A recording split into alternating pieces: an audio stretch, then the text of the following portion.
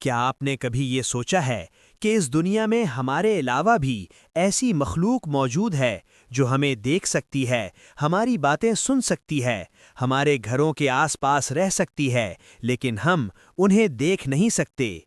کیا آپ نے کبھی یہ تصور کیا ہے کہ شاید اسی لمحے جب ہم اپنی روزمرہ زندگی میں مصروف ہیں، کوئی اور مخلوق اللہ کے سامنے سجدے میں ہو؟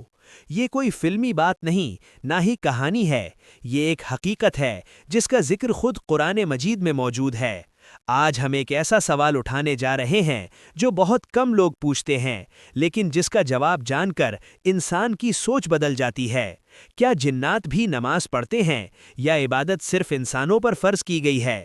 اس ویڈیو کو آخر تک ضرور دیکھنا، کیونکہ درمیان میں ایک ایسی بات آئے گی جو شاید آپ نے پہلے کبھی نہ سنی ہو۔ اگر آپ قرآن، حدیث اور اسلامی حقائق پر مبنی ایسی ویڈیوز دیکھنا چاہتے ہیں جو صرف معلومات نہیں بلکہ دل کو بھی جگا دیں، تو ابھی ہمارے چینل کو سبسکرائب کریں، ویڈیو کو لائک کریں اور اسے دوسروں کے ساتھ شیئر کریں تاکہ یہ علم زیادہ سے زیادہ لوگوں تک پہنچ سکے۔ اب آتے ہیں اصل موضوع کی طرف۔ اللہ تعالیٰ قرآن مجید میں صاف اور واضح الفاظ میں فرماتے ہیں، اور میں نے جنات اور انسانوں کو صرف اپنی عبادت کے لیے پیدا کیا ہے۔ یہ آیت ہمیں ایک بہت بڑی حقیقت بتاتی ہے۔ اللہ تعالیٰ نے صرف انسانوں کو نہیں بلکہ جنات کو بھی عبادت کے لیے پیدا کیا ہے، یعنی عبادت، بندگی اور اطاعت صرف ہماری ذمہ داری نہیں بلکہ جنات پر بھی فرض ہے۔ اب یہاں ایک اہم سوال پیدا ہوتا ہے، اگر جنات عبادت کرتے ہیں تو کیا وہ بھی ہماری طرح نماز پڑھتے ہیں؟ قرآن ہمیں یہ بھی بتاتا ہے کہ جنات کوئی ایک جیسے نہیں ہوتے۔ جنات میں بھی مختلف قسم کے لوگ ہوتے ہیں، بالکل انسانوں کی طرح۔ کچھ جنات مسلمان ہیں، کچھ کافر ہیں، کچھ نیک ہیں، کچھ نافرمان ہیں، کچھ اللہ کے فرمانبردار ہیں اور کچھ شیطان کے پیروکار۔ سورۃ جن میں جنات خود کہتے ہیں کہ ہم میں نیک بھی ہیں اور اس کے علاوہ بھی۔ اس کا مطلب یہ ہے کہ جنات پر بھی شریعت لاگو ہوتی ہے۔ جب جنات مسلمان ہوتے ہیں تو ان پر بھی نماز، روزہ اور دیگر عبادات فرض ہوتی ہیں۔ اب یہاں ایک اور بات سمجھنا ضروری ہے۔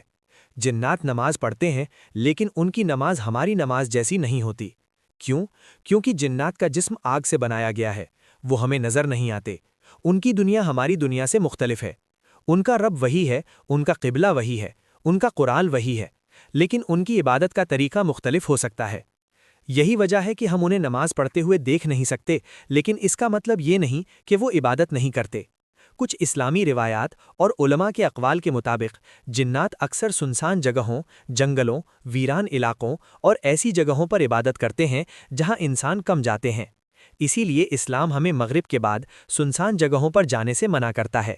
یہ کوئی وہم نہیں بلکہ ایک حکمت ہے جسے ہم اکثر نظر انداز کر دیتے ہیں۔ ایک بہت ہی اہم اور چونکانے والی بات یہ ہے کہ حضرت محمد صلی اللہ علیہ وسلم نے خود جنات کو قرآن سنایا۔ جنات نے قرآن سنا، اسے سمجھا اور اسلام قبول کیا۔ جو مخلوق قرآن سن کر ایمان لا سکتی ہے، کیا وہ نماز نہیں پڑھے گی؟ اگر جنات جیسی طاقتور اور نظر نہ آنے والی مخلوق اللہ کے سامنے جھک سکتی ہے، تو ہم انسان جو ہر نعمت سے نوازے گئے ہیں، کیوں غفلت میں پڑے رہتے ہیں؟ یہ ویڈیو دراصل جنات کے بارے میں کم اور ہمارے بارے میں زیادہ ہے۔ یہ ہمیں خود سے سوال کرنے پر مجبور کرتی ہے۔ کیا ہم نماز کو وقت پر ادا کرتے ہیں؟ کیا ہم عبادت کو بوجھ سمجھنے لگے ہیں؟ کیا ہم صرف دنیا کے کاموں میں اتنے مصروف ہو گئے ہیں کہ آخرت کو بھول گئے ہیں؟ یاد رکھیں، جب اندھیری رات میں ہر طرف خاموشی ہوتی ہے، جب کوئی انسان ہمیں نہیں دیکھ رہا ہوتا، تب بھی کوئی نہ کوئی مخلوق اللہ کے سامنے سجدے میں ہوتی ہے۔ اگر وہ مخلوق جو ہمیں نظر بھی نہیں آتی اپنے رب کو نہیں بھولتی، تو ہمیں کیسے بھول جانا چاہیے؟ اللہ ہمیں نماز کا پابند بنائے، ہمیں غفلت سے بچائے اور ہمیں دنیا اور آخرت دونوں میں کامیابی عطا فرمائے۔ آمین۔